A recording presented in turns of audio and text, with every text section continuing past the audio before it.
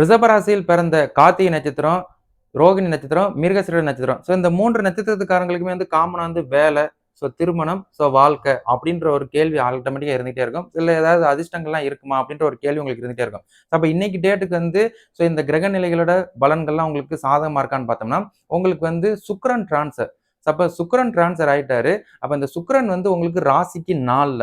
அப்ப ராசிக்கு 4ல சுக்கிரன் வந்து உங்களோட தொழில் ஸ்தானத்த 7ஆம் பார்வையா பார்க்கிறதுனால, அடுத்த ஒரு 25 நாளுக்கு இன்னையிலிருந்து எக்ஸாம்லேருந்து இந்த வீடியோ அப்லோட் ஆனதுலேருந்து அடுத்த 25 நாளுக்கு வந்து நல்ல ஒரு வேலை அமைவதற்குரிய வாய்ப்பு உங்களோட அதிபதி. இந்த ரிஷப ராசியோட அதிபதி வந்து சுக்கிரன். இந்த சுக்கிரன் வந்து உங்களுக்கு நல்ல ஒரு வேலை வாய்ப்பை ஏற்படுத்துவார். அப்ப நீங்க 3 நட்சத்திரத்துல பிறந்த யாரா இருந்தாலும் உங்களுக்கு வாய்ப்புகள் இருக்குது. நல்ல வேலை கிடைக்கும். நல்லதா அமைஞ்சு நீங்க நல்லவிதமா மறுபடியும் தொடரக்கூடிய விஷயங்கள்லாம் இருக்குது. அப்ப வேலை கிடைச்சிருச்சுன்னா ஏதாவது அதிர்ஷ்டங்கள்லாம் இருக்குமானே அப்படின்ற ஒரு கேள்விக்கு வந்து அதே வந்து உங்களுக்கு வந்து புதன் டிரான்ஸ்ஃபர், சூரியன் டிரான்ஸ்ஃபர் புரட்டாசி மாசம் பிறக்கும்போது புரட்டாசினாலே வந்து சூரியன் வந்து ராசிக்கு வந்து 5ல இருந்துருவார். அப்ப 5ல வர்ற சூரியன் வந்து உங்களோட லாபாதிபதி ஸ்தானத்தையும் அவர் பார்க்கிற ஒரு காரணத்தினால நமக்கு வந்து வாய்ப்புகள் இருக்குது. நல்ல ஒரு வாய்ப்பு. அதிர்ஷ்டம். நீங்க எக்ஸ்பெக்ட் பண்ற மாரி அமைப்பு கிடைச்சிருச்சுன்னா, தாராளமா இது தொடரலாம். இது வந்து கார்த்திகைக்கும், ரோஹிணிக்கும், மிருகசீரிடத்துக்கும் 3 பேத்துக்குமே அடங்கும். 2வது வந்து உங்களுக்கு லைஃப் அப்படின்னு வரும்போது வந்து, இந்த லைஃப்ன்னு வரும்போது நீங்கலாம் வந்து உங்களோட ஜனன ஜாதகத்த டபுள் செக் பண்ணிக்கோங்க. ஏன்னா, இது ராசிக்கு வந்து லைஃப்க்கும் சம்மந்தம் வராது.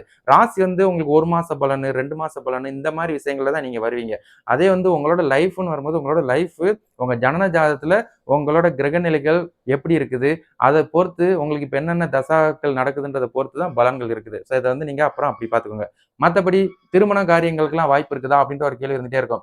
திடீர் திருமணம் பண்ணணும், இப்பவே திருமணம் பண்ணணும் அப்படின்னு முயற்சி பண்ணிக்கிட்டு இருக்கிற இந்த ரிஷபராசியில் பிறந்த மிருகசீரிடமா இருக்கட்டும், ரோகிணியா இருக்கட்டும், கார்த்திகையா இருக்கட்டும், உங்களுக்கெல்லாம் வந்து அடுத்த மாசம் அக்டோபர் 9ல இருந்து குரு அதிசார பயிற்சியாகி, குரு வந்து உங்களோட திருமண வாழ்க்கைய வந்து 5ஆம் பார்வையா பார்க்கும்போது, உங்களுக்கு அடுத்த ஒரு 2 1/2 மாசத்துக்கு திருமணத்துக்கு வாய்ப்புகள் இருக்கு. அப்ப திருமணத்துக்கு மாப்பிள்ளை ரெடினா, பொண்ணு ரெடினா, நீங்க தாராளமா திருமணம் பண்ணிக்கிடலாம். இது ஷார்ட்டா, ஃபாஸ்ட்டா இல்லண்ணே நாங்க வந்து கொஞ்சம் லேட்டா தான் பண்ணணும் அப்படின்னா, அடுத்த வருஷம் 5வது மாசத்துக்கு மேல 2027வது வருஷம் 5வது மாசத்துக்குள்ள திருமண வாய்ப்புகள் சாலிடா இருக்குது.